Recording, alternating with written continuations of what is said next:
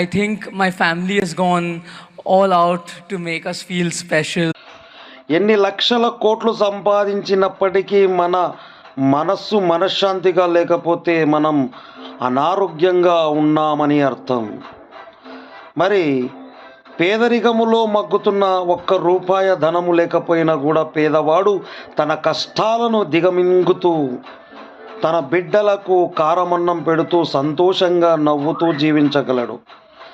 కొన్ని లక్షల కోట్లు సంపాదించిన అంబానీ కుటుంబానికి అన్ని కష్టాలుంటే మరి ఏమీ లేని పేదవాడికి ఎన్ని కష్టాలు ఉండాలా? మీకు రోగం వస్తే రోగం, పేదవాడికి రోగం వస్తే భోగం.